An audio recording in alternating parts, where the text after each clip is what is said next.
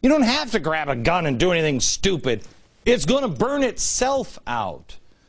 Right now, everybody is looking for a political answer, but there cannot be a political answer until we restore the truth.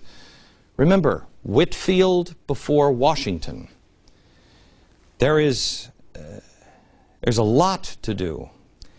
And we have to bring ourselves together because they're not going to give up. I mean, they're very well organized and they want revolution. We're not wanting revolution. We don't want fundamental change. We want change, but we want to change away from corruption and socialism and revolutionaries and our faith being decayed and our banks not being trustworthy and not being able to trust anybody on television and Islamic terror and sports stars and everybody else. Aren't there any good and decent people out there? You know the answer to that is yes. Yes. But there has to be a spiritual awakening first. These guys are enemy of my enemy is my friend. That's who they are. They'll unite with anybody. Anybody. That's the reason why the media has to destroy, Media Matters I should say, has to destroy the founders in Christianity. They can't have this guy be a good guy and a Christian. They can't have it. Because then all of this stuff goes away. You have to have Christians be a bigot. Look it up. Their court records. Our founders fought for the rights of other faiths. They fought against their own faith at times. Samuel Adams stood up and said, I am no bigot. I am no bigot. I will pray with any man. We need to demonstrate that, and we need to stand together. I found this verse over the weekend. This comes from Ecclesiastes. 2 are better than 1 because they have good reward for their labor. But if they fall, the one will lift up his fellow. But woe to him that is alone when he falleth, for he hath not another to help him up. Again, if 2 lie together, then they have heat. But how can one be warm alone? And if one prevail against him, 2 shall withstand him, and threefold cord is not quickly broken. What is this saying? What is it saying? It's saying we got to stand together. We have to keep each other's feet on the right path. There's a storm. And anybody who gets it has got to stand together. And we have to help each other. We have to heat each other. We have to warm each other. We have to build each other up. And if one prevails against him, 2 shall withstand. There is strength in numbers. There is a real Salvation Army being built right now. Call me a jihadist all you want.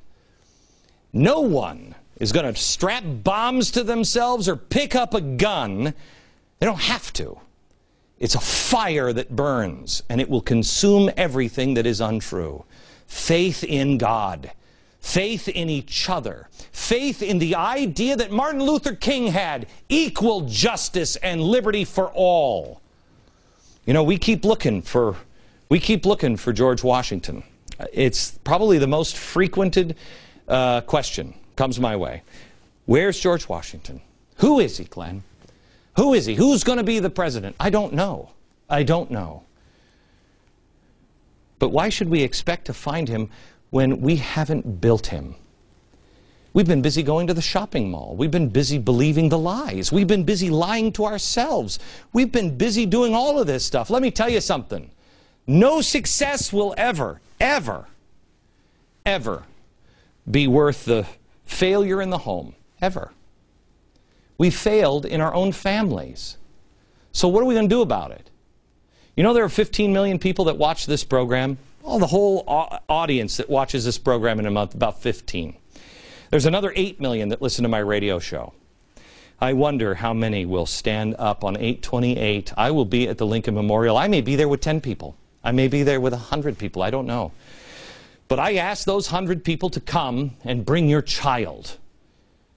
I'm going to show you new role models. I'm going to show you people that are living it in their life every day. I'm going to show you people, we've torn down everything. It's time to build back up again. It's time to say, you know what, I don't care what the media says. I don't care what's happening in Washington. I'll go out and vote, and I'm going to stand guard for our Constitution. But I am not going to believe that there are no good people out there. I just need to see them. You know, when the Israelites put their tents up, they always put that front flap of the tent to face the Temple Mount. So when they open it up, they saw the temple. We're going to put people in front of you. And I want you to put them in front of your children, because I don't know where the next George Washington is right now. He may be my son. He may be your son. He may be your daughter. This isn't going to be solved by an election, because that person will get in and they'll go corrupt too.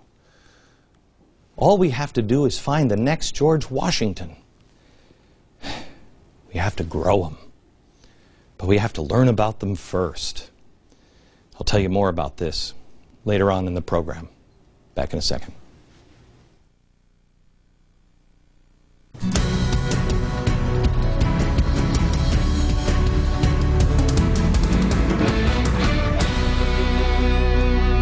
One of the biggest lies out there right now, I mean, it's hard to choose, but one of them is that the founders were a bunch of atheists and deists. All week in my free email newsletter, we will show you the role faith played in the founders' decision-making and why it's important for us to remember that and know it. Sign up at glennbeck.com. It's all free. It starts tomorrow with Peter A. Lilback. He is the author of the book, Sacred Fire. Free email newsletter. Sign up for it now at glennbeck.com. All right. Last week, I showed you all about Shore Bank, the really good local bank, the leading faith-based lender. From Chicago, this bank got a $140 million bailout by other financial institutions. You know who put them over the top? GE. Oh, that's great. It's weird that all other banks are evil, blamed for our current economic troubles, predatory lending. But Shore Bank, oh no, they're a good bank. They're a good bank. They must be saved. I'm sure it has nothing to do with, you know, it's the bank's mission is to create economic equity. I'm sure it has nothing to do with the fact that Shore Bank executive was Hillary Clinton's roommate back in college, or that the Progressive Joyce Foundation is one of the big shareholders. Yeah. Or the fact that it's all the same Crime Inc. players. One of the biggest players is Joel Rogers. Is he even up on the board? Joel Rogers, he's fantastic. Here he is. Yeah, see, he's over in Crime Inc. He's the guy who created the new party, saying, if I may, quote, another example is to work only within the Democratic Party. The Democratic Party has an abusive relationship with progressives. Democrats take our money and our time and then almost always move to the right. The best way to end an abusive relationship is to develop the ability to leave it. They didn't leave it, they ate it. Everything this guy set out to do, he talked about it in the 1990s, they've done. It is the reason why the Democratic Party is now over. There is a new party. The Democrats are over. So, what does this new party do? Well, they deceive, they launder, they redistribute wealth. Look at the players. Look at the players. I want you to follow the money here. Joel Rogers is one of the biggest guys. He's one of the biggest players on the board. He's on the board of directors of Emerald Cities. Emerald Cities is, this incredible group that's getting all kinds of stimulus money soon. And going to be, their Van Jones, all the labor unions. It's great. And then there's Efficiency Cities Network, led by Joel Rogers again, and his group Cows. Van Jones is in that one too. Now here's how this is how this all works. Okay, you have the bank making an efficiency fund. Let's say I'm a town of Glenville. Okay, I'm a little town or a college, Glenville College. Here's how the efficiency model works. Through the Energy Efficiency Fund, which is funded right here. This is the fund, big pile of money, Shore Bank right there.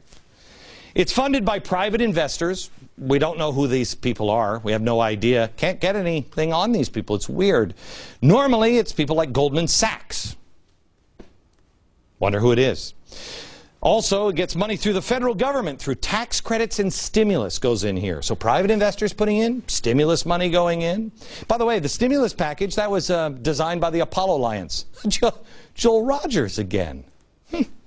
Then you have the carbon market. Okay, that's the Joyce Foundation and also Goldman Sachs and Al Gore. It's great. Now, it's great. If this is not a college, but it's your town, you're also paying in money. Yeah, the city right here, putting in money there, your tax dollars. Now, the Efficiency Cities Network, Joel Rogers, is offering to do all of the work themselves for you because they love you. They just want to green your city. They're going to pick the contractors because you're busy. They'll assign energy advocates on retrofitting process to begin the full service delivery. And in return, the city agrees to a shared energy savings agreement. Oh,